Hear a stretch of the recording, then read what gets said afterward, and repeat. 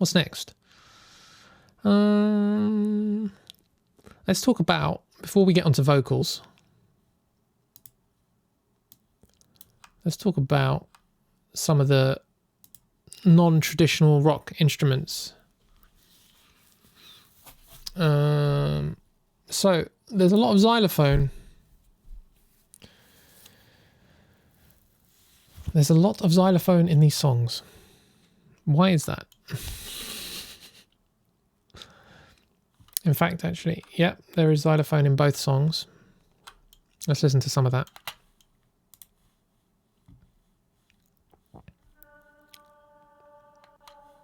Where's that coming from?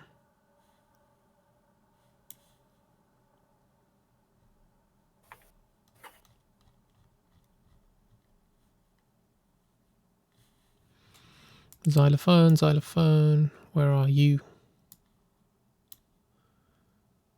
Oh, that's right. So this is actually rooted into the guitars in the introduction. So what I wanted to do is kind of blend the guitar sound with the xylophone sound to create just a kind of, for it to feel like a single entity. So this is the xylophone sound. If it plays, why is it not playing? Yes, here we go. So it just follows the guitar. And you can hear as we bring in.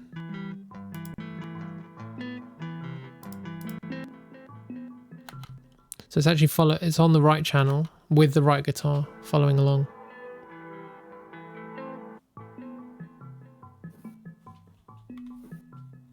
Where is that right guitar?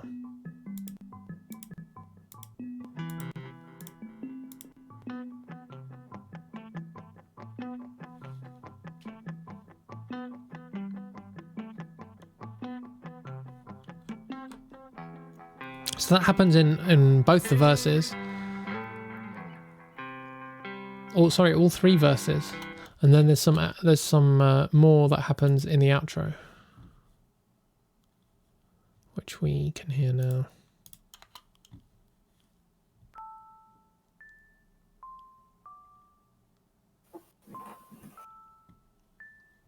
And that's just playing while the guitar's doing its outro stuff.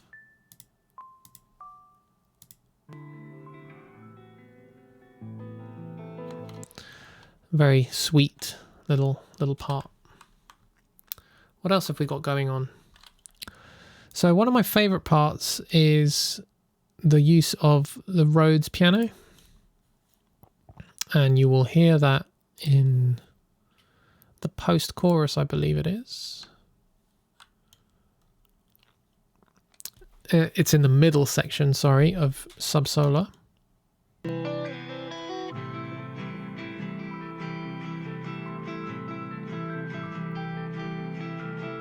If you listen on its own.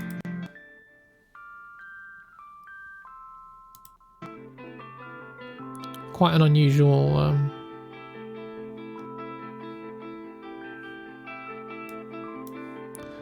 if we look at the MIDI, actually, you'll see it's quite strange. A lot of flammed notes and things like that.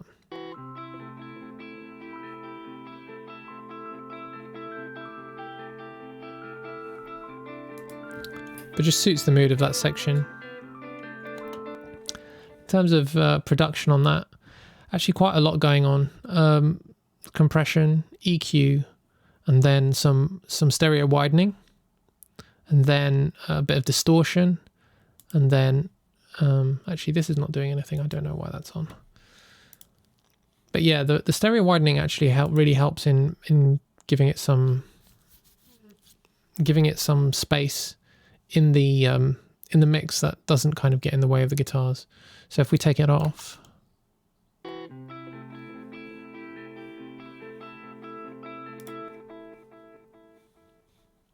no, you don't want to play for me. There we go. So that's without. That's with. And you see how it completely changes the stereo placement.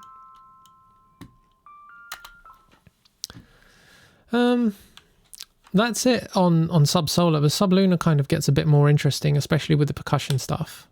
So one of the things that I did is I sampled my own percussion on this and brought it in. So we've got this Cuban percussion called a shakere, I think. So we've got that coming in a lot. And the Rhodes. The Rhodes featuring a lot more.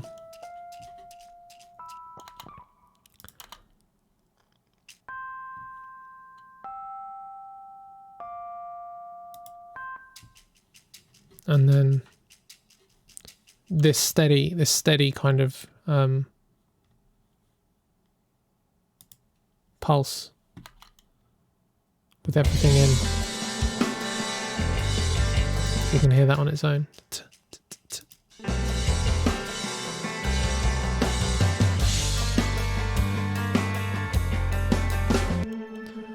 What other percussion do we have? Got some tambourine. Basically throwing the kitchen sink at this because it's quite, I guess you want as much kind of percussion to kind of anchor to, because there's so much offbeat stuff and strange time signature stuff going on with the drums and the other instruments, that you have these tambourines and other forms of percussion to just kind of guide you through the sections. I think the other thing for me with the percussion is like I got really into shakers in the last like couple of years. Yeah. And I think it was a part of it was because this style of music, this kind of new style of music that we've written, is not relying so much on kind of like heavy guitars and distortion to create a sense of like drive and a sense of energy in the songs. It's like a lot of the time they're just there to create movement and energy and kind of like drive the song forward, or create that like step up in energy in a section that would normally come from like, you know, bringing in some heavy guitars or something heavy hitting. Yeah, and actually and because there's so much like delay and just there's such a lush soundscape, you can't really bring in much more. You have to bring in something like more transient-y rather than something like melodic or yeah. So I mean, here I think that's what they're doing. Yeah, you can hear it here in the drums. So you've got the drums playing here, and you've got the shaker, and then I think the tambourine comes in at some point as well, right here.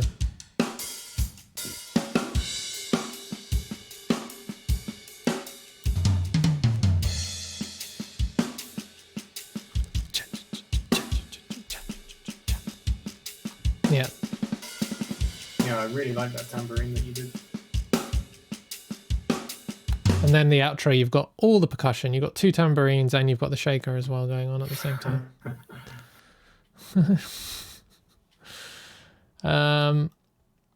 What other stuff? I really like this synth that we've got in here called the 80s synth in the weird middle section.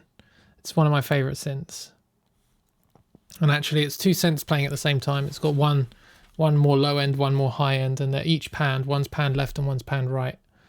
And together, I think they just sound great. And it kind of tickles the Stranger Things vibe a little bit. Let's hear them. I can't remember exactly which ones you mean.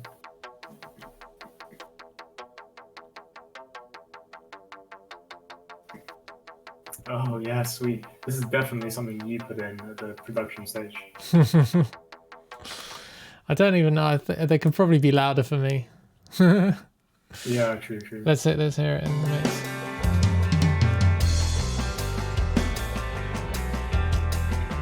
Yeah, I mean, they're not very loud.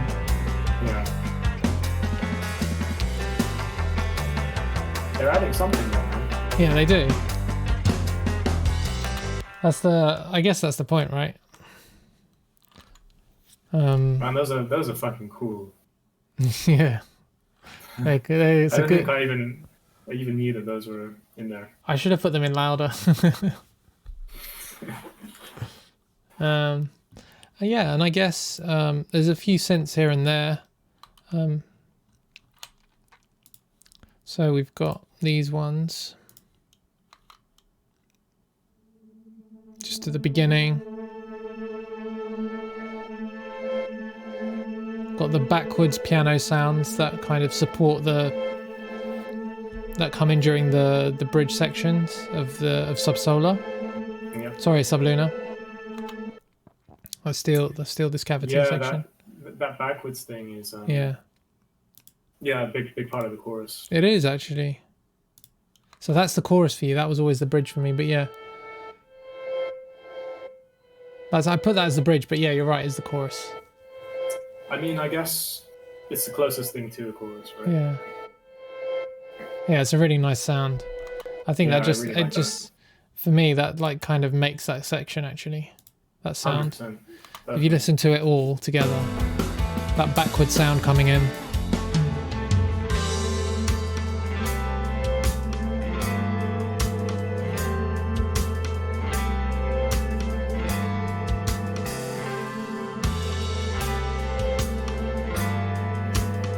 Yeah, it's awesome.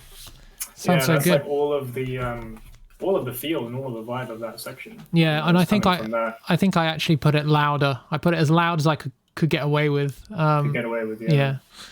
It's a weird section because the drums are almost playing a sort of like reggae like kind of pattern. Yeah. Yeah. It's yeah, that reverse synth thing just kind of glues it all together. Let me hear it with the drums actually. Just those two parts together. I think it'd be interesting.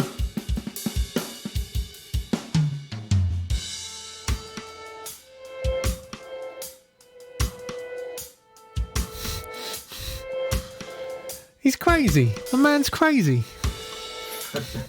He's off his nut.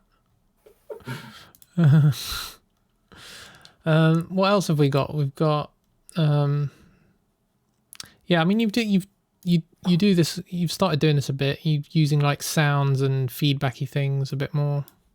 Yeah, definitely. Like where is it? Getting lost in my own goddamn. Use this.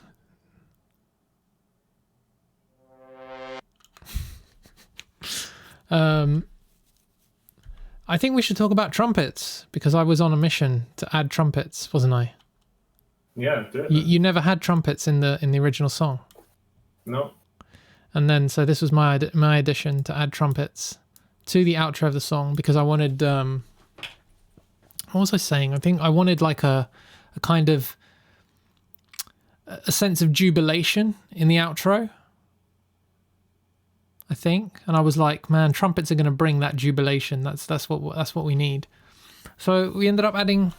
Well, I ended up adding trumpets, and I don't know if you're on board.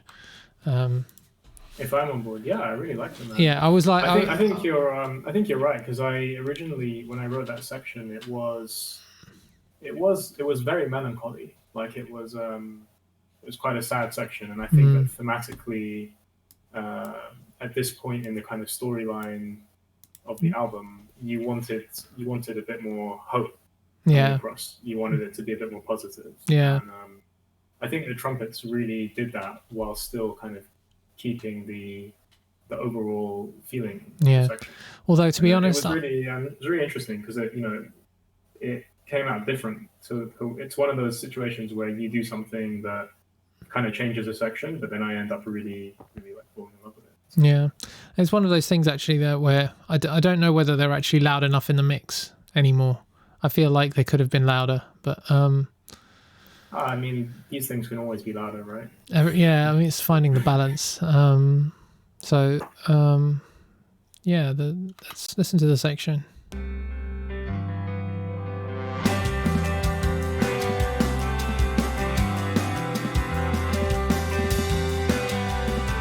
And just the trumpets on their own.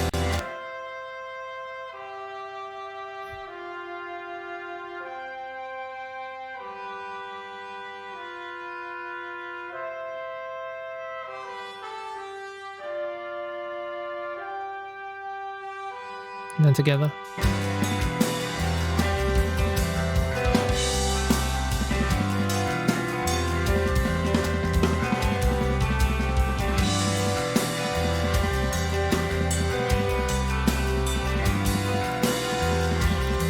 I think one of the reasons why it works so well is actually just the melodic choices of the trumpets, even though it's like you're not like super aware of like everything that the trumpets are playing. They kind of peek through with these da, da, da, da, da, or like just these notes that kind of add like a I don't know, a bit of like a jubilant quality to the song. I think that's what works best about it, actually.